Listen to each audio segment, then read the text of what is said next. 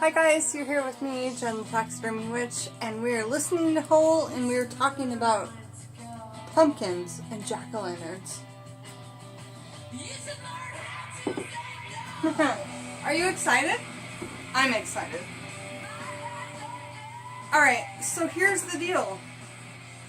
In my main books, I could not find pumpkins. I was so sad. Like, this book, no pumpkin.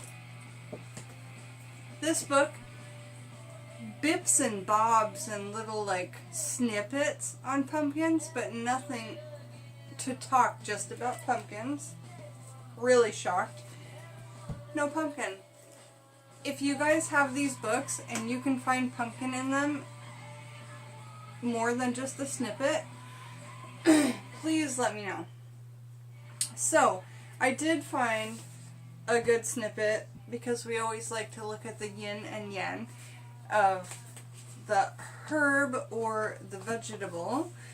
And in Supermarket Sabbats, it says pumpkin, element earth, planet moon, polarity yin, and magical uses, prosperity, healing, and moon work.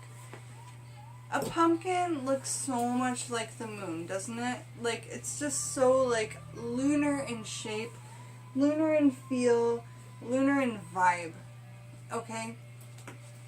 So, at least Supermarket Sabbats had something about it. So, the two books that I did find that had things about it were on jack-o'-lantern, okay? And that's when we really get into Samhain. Or phonetically it would be pronounced Samhain, which I've been pronouncing it as because I'm a reader, you guys. So Samhain is coming. The witch book. Let's read a little bit. Okay, so jack-o'-lantern. The most important witchcraft celebration is that of Samhain, which takes place on the eve of November. The Sabbath celebration marks the change of the year from the summer months to the winter months. There is also a shift of emphasis from the goddess to the god. On the old Celtic calendar, Samhain was the start of the new year, which was reckoned by nights rather than days. In 1527 CE, there was a change. And New Year's Day was declared to be March 25th. Did you guys know this? That's such interesting information about how New Year's have come to be. I like it a lot. Almost 1,000 years later, 1600 CE in Scotland, or 1751 CE in England, this was changed again to January 1st. In pre-Christian times, people followed a basically lunar calendar. Festival celebrations began at the rising of the moon. In other words, they started on the eve of the actual day. The calendar ran from Samhain to Samhain. This celebration for the Celts commanded the creation of the world. When chaos and transformation, when chaos was transformed to order. On Samhain night, the spirits of the dead were free to roam and return to Earth to visit with their loved ones.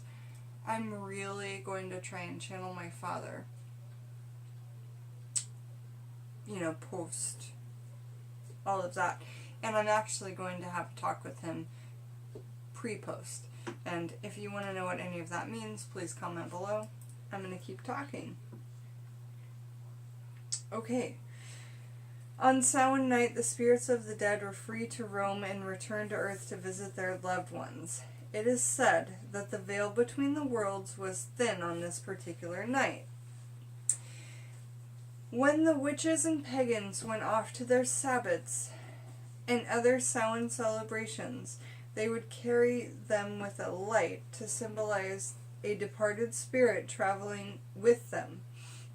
So that a flame would not be blown out by the wind, they carved out a hollow in a large turnip and placed the candle there.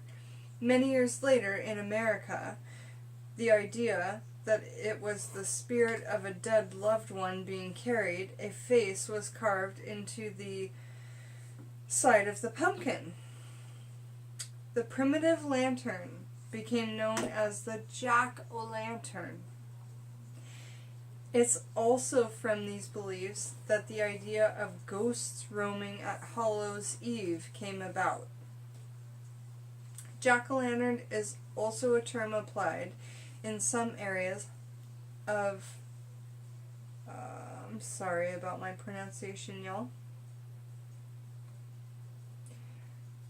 Fluorescent light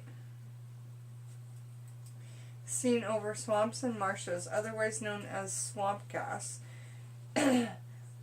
Will-o'-the-wisp and foxfire.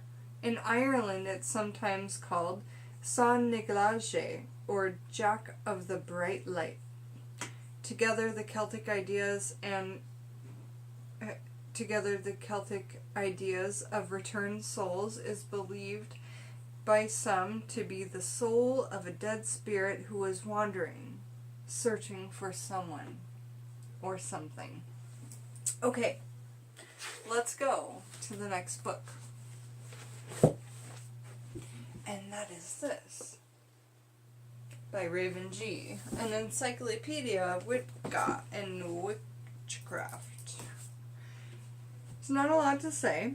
She just says a snippet, if you will. Jack-o'-lantern is a mysterious light associated with night spirits. In the United States, the jack-o'-lantern is a pumpkin carved with a scary face, which is common folklore. It is designed to frighten away evil spirits. In Europe, the jack-o'-lantern is phosphorus light drifting over marshes and swamps. In old European legends, the jack-o'-lantern is a lost soul wandering endlessly through the night. It is also said to be the soul of a witch moving through the night and is sometimes called witchfire. So, there are a couple things that you probably didn't know about jack-o'-lanterns, and let's just praise some blessedness to Courtney Love and Hole, because you know I love Nirvana, but I'm one of those people who likes both.